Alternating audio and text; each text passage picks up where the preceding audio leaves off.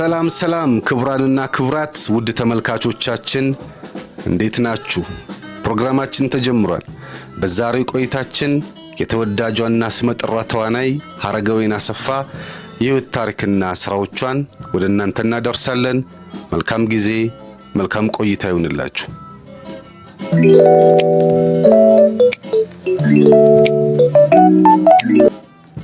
ተወዳጇና ስመጥሯ ተዋናይ ሀረገወይን አሰፋ ከአባቷ አቶ አሰፋ አባይነህና ከእናቷ ወይዘሮ ምንትዋብ በላይነህ በ1967 ዓመተ ምህረት ሚያዝያ 3 ቀን በአዲስ አበባ በተለምዶ ሰባራ ባቡር እየተባለ በሚጠራው አካባቢ ነው የተወለደችው።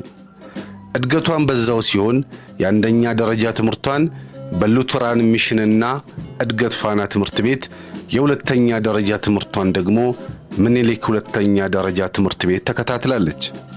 ሀረገወይን አሰፋ የቲያትር ሥራ እንቅስቃሴዋም የሁለተኛ ደረጃ ተማሪ ያለች በድራማ ክበብ በመታደርገው ተሳትፎ የተጀመረ ሲሆን ግጥም በማቅረብና በትምህርት ቤት በሚሰሩ ድራማዎች ላይ በንቃት ተሳተፍ ነበር። የሁለተኛ ደረጃ ትምህርቷን ካጠናቀቀች በኋላም በወቅቱ አጫጭር ስልጠናዎች ከሚሰጥባቸው ተቋም በአንዱ የአጭር ጊዜ ቲያትር ኮርስ ወሰደች። በዚያም ከተዋናይና አዘጋጅ ተስፋዬ ሲማ የመማር ዕድል አግኝታለች። ከስልጠናው በኋላም በጋሽ ተስፋዬ አበበ ወይም ፋዘር የሚመራውን የቲያትር ቡድንን በመቀላቀል ቲያትሮችን መስራት ቀጠለች። በጋሽ ተስፋዬ አበበ ወይም ፋዘር በሚመራው የቲያትር ቡድን ውስጥ በሰራቻቸው የቲያትር ድንቅ ስራዎች ችሎታዋን ያስመሰከረችው ሀረገወይን አሰፋ በቲያትር ቤት ለሚሰሩ ቲያትሮች ካስት ከመደረግ አልፋ በቲያትር ቤት ተቀጥራ የምትሰራበትን ዕድል በማግኘት በ1990 ዓመተ ምህረት በሜጋ ኪነ ጥበባት ማዕከል ተቀጠረች። በዚያም አንቲገን፣ የቬሎ ገበያና ፎዚያ የተሰኙ ቲያትሮች ላይ ተጫወተች ሲሆን ከአንድ ዓመት ከ8 ወር የሜጋ ቆይታ በኋላም ወደ ኢትዮጵያ ብሔራዊ ቲያትር በመቀየር በተዋናይነት ተቀጠረች። ተዋናይት ሀረገወይን ንጉሥ አርማህና ህንደኬ የተሰኙ ታሪካዊ ተውኔቶች ላይ በሁለቱም ተውኔቶች በአንድ ጊዜ ሁለት የተለያዩ ገጸ ባህሪያትን ወክላ በጥሩ ሁኔታ በመጫወት በቲያትር ታሪክ ልዩ ታሪክ ጽፋለች።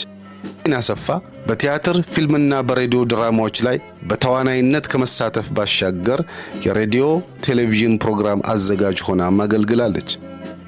አርቲስት ሀረገወይን አሰፋ አሁንም በቲያትር ቤት እየታዩ በሚገኙ ቲያትሮች ላይና በቴሌቪዥን ድራማዎች ላይ በትወና እየሰራች የምትገኝ ሲሆን እስካሁንም በተለያዩ ቲያትሮችና ፊልሞች እንዲሁም የቴሌቪዥን ድራማዎች ላይ ተሳትፋለች። ከተሳተፈችባቸው ቲያትሮች መካከል ሮሚዮና ጁልየት፣ ሃምሌት፣ ንጉሥ ሊር፣ አንቲገን፣ የሚዘፍኑ ቅጠሎች፣ ጋብቻና ፍቺ፣ ጠለፋና አስገድዶ መድፈር፣ ዳንዴው ጨቡዴ፣ ግደይ አለኝ፣ መርዛማ ጥላ፣ በትረ አዳም፣ ባቢሎን በሳሎን፣ አጎቴ ቫንያ፣ ቶፓዝ፣ ንጉሥ አርማህ፣ ይግባኝ፣ ህንደኬ፣ የቴዎድሮስ ራእይ፣ ውበትን ፍለጋ፣ ከራስ በላይ ራስ፣ ሼክስፒር ኢትዮጵያዊ ነው፣ እንግዳ፣ 8 ሴቶችና ባሎችና ሚስቶች ይገኙበታል።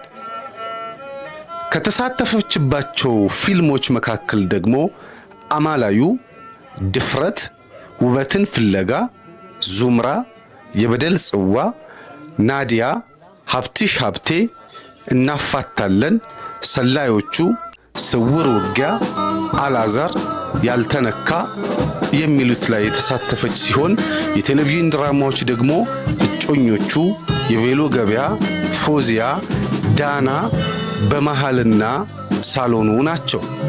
ክቡራንና ክቡራት ውድ ተመልካቾቻችን ለዛሬ ወደ እናንተ ያደረስነው የአርቲስት ሀረገወይን አሰፋ አጭር ሕይወት ታሪክና ስራዎቿ እዚህ ጋር ተጠናቋል። በቀጣይ በሌሎች ስራዎች እስከምንገናኝ መልካም ጊዜ፣ መልካም ቆይታ ይሁንላችሁ።